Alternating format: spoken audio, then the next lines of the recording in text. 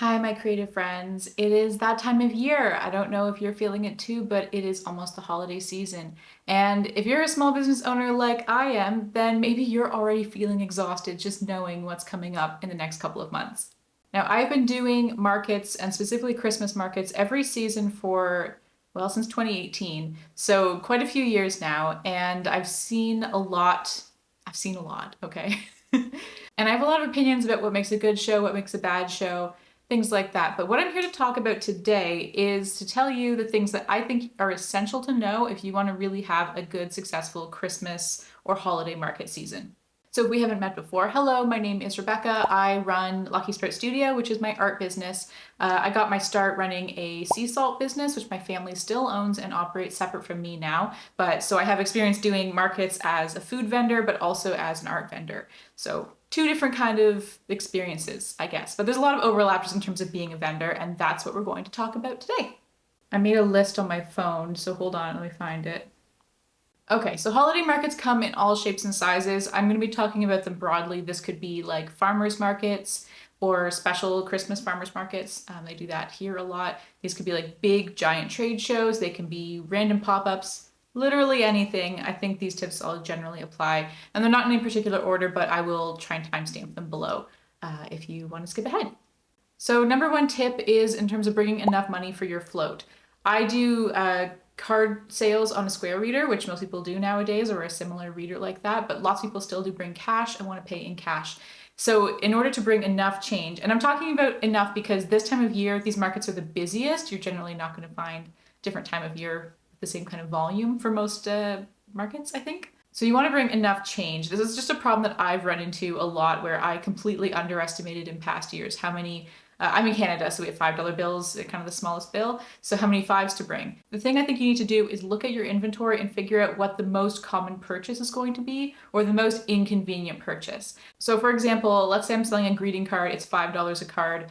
This happens all the time. People hand me a $20 bill. That means that for even some of the first sales before I've even built up my float from selling things, I'm having to hand out $15 worth of change, so a 5 and a 10. So I just bring a lot of 5s and 10s knowing that that's the big denomination that I'm breaking all the time, and then some people like to pay for a $5 card with a $50 bill or a $100 bill. I do turn away $100 bills because I just don't have I don't want to give them all my 5s, but so that's my first tip, is to look at your inventory, figure out what the common purchases could be if someone was buying just a single item from you and paying cash, and figure out what kind of change you're going to need for that. And also, most of my items, I do round numbers, so 5, 10, 15, 20 for the pricing. So I don't really need coins or small change, but that could be different if you price your stuff differently. So think ahead on the pricing.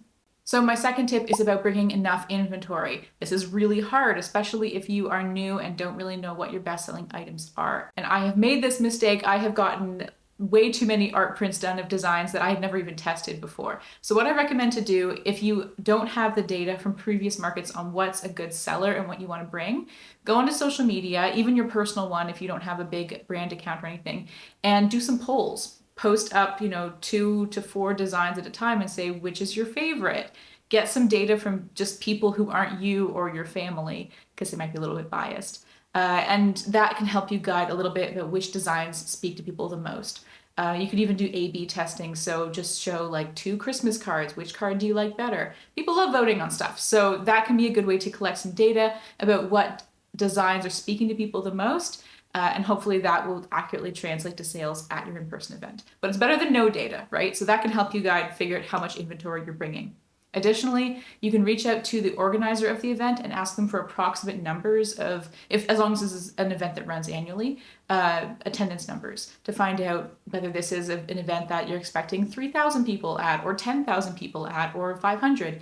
So they should have some sort of clue based on previous years, and that can help, again, guide how much you're bringing. Also, sorry if I'm talking a little bit fast. I feel like when I get on a roll with these things, I do talk really fast, but I am captioning this video, so you can watch the subtitles if that helps. Third tip is to pack food and drink. This might be obvious, but I sometimes overlook this if I'm really busy preparing for a show, and I don't like to usually buy food at shows unless it is really delicious and I've been looking forward to it. But in general, I don't like spending my profits at events, and that's just something that's happened after doing like 5 or 6 years of this, eventually you get to the point where you're like, I got it. I just can't keep shopping while I'm working because this is my full-time job. So I do bring my own food. I bring lots of beverages, hot and cold. I bring like a whole tote bag full of food and hide under my table. And that also helps you from having to not like leave your table for super long times if you are working by yourself. In terms of what food to bring, I will guarantee that you will never be busier than when you have a mouthful of food. So look for something that is like convenient and easy to eat. Little snacks. Don't make like a soup. I don't know. Actually, would soup be a good mark? Maybe if you like sipped it out of a thermos, like a beverage. But yeah, just don't bring anything that is super laborious to eat because yeah, people are definitely going to stop and try and talk at you. I've kind of mastered the art of having a mouthful of food, but kind of like smiling and giving a little wave, but then they ask you a question and you're like, oh, my mouth is full of almonds. So yeah, just a little bit of tactical food. Now this won't apply for every single event, but I have done lots of winter events that are outdoors and you are dealing with a lot of climate things that you may have to take into consideration. An outdoor Christmas market is a charming thing to attend as a guest. It can be brutally cold to be forced to just stand there in one place for 4 to 8 hours. So in terms of practical things to stay warm, I double layer all my clothes. That way you can add or remove layers if you get too hot or cold. I will use those little hot pads that you can snap and they warm up and put those in my boots or my gloves or anywhere else you want to put them if you're cold. I've seen people bring little space heaters and put them under their table. I just feel like that's not an efficient use of energy and also I think it's a big fire hazard. So maybe I'm not sure about that one. I definitely bring a blanket and put it over my lap if I have a chair, just for those really long shows outside. And another thing to consider is also how your product is going to fare outdoors in the cold, assuming you live somewhere cold. Maybe you don't during the winter, and lucky you.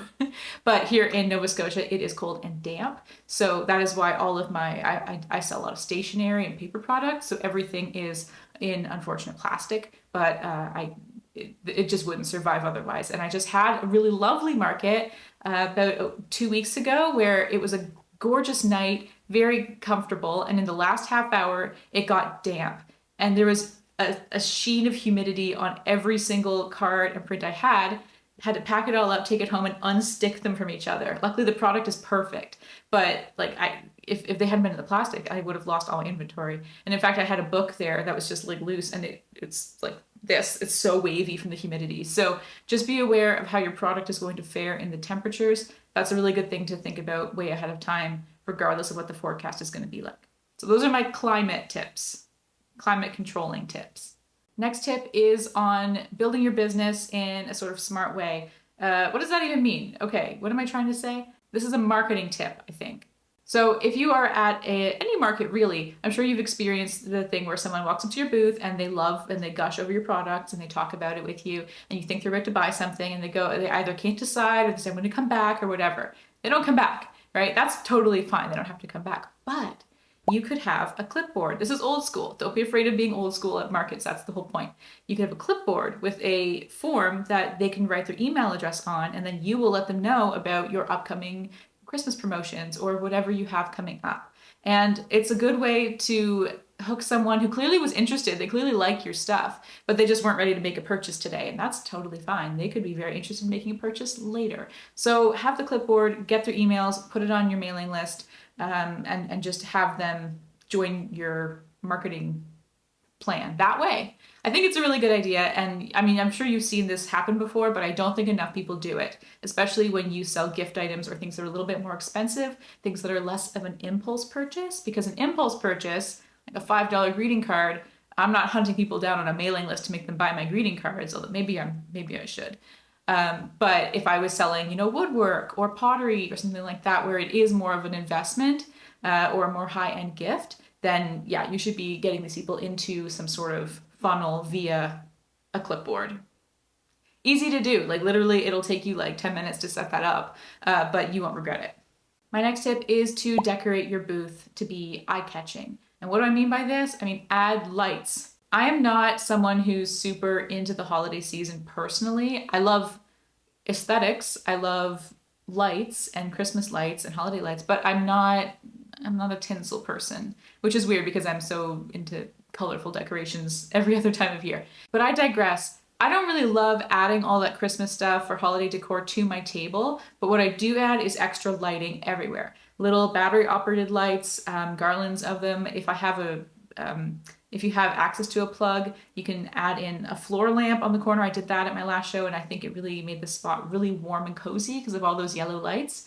And especially if you're in a big space with fluorescent lighting, you can add the warm lights and it just is a little prettier. So this is the time of year I feel like you need to bust out a little bit of extra decor, just to make people want to stop at your booth, basically. Also, a lot of these events may run into the evening. It gets darker a lot earlier, and yeah, you just won't regret having extra lights if you can afford it and find space in your booth for that. A lot of events will ask you to decorate your booth or will encourage you to.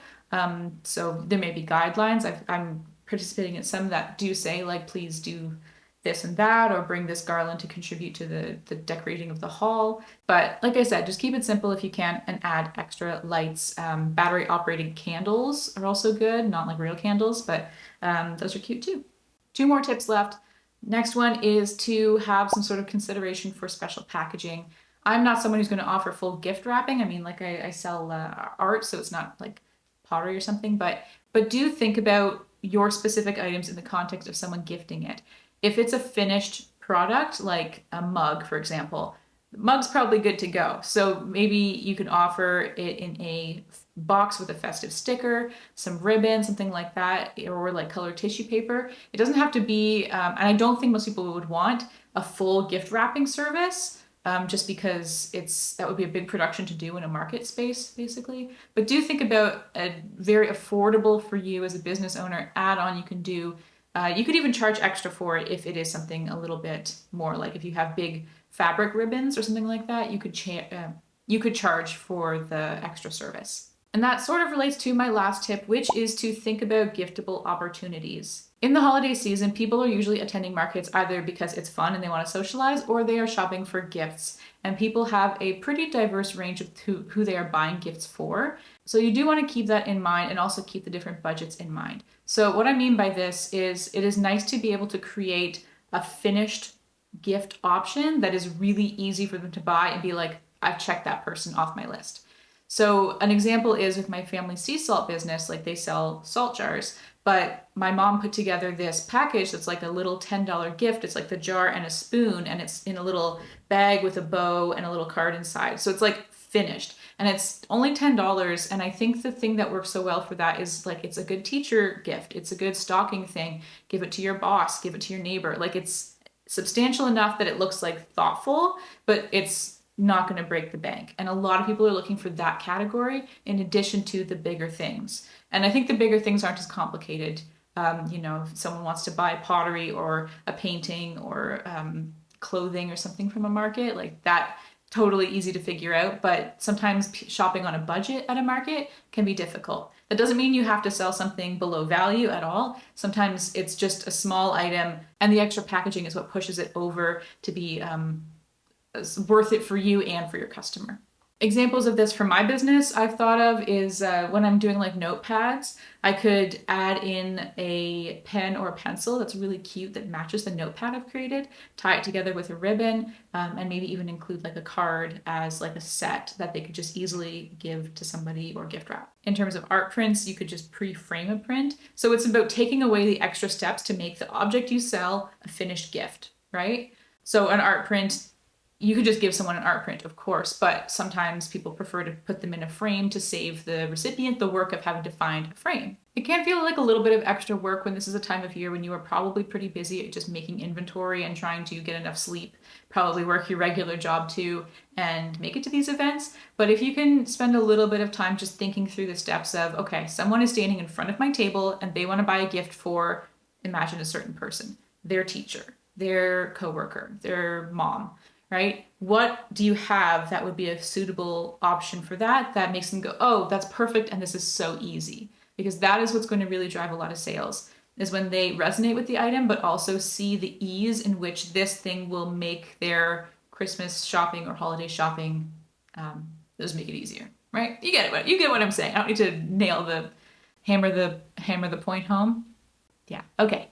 So just ask yourself, what can I do to make my product into a complete gift? And if it's not too complicated, then that sounds like a great way to elevate your table for the holiday season. And that is my last tip.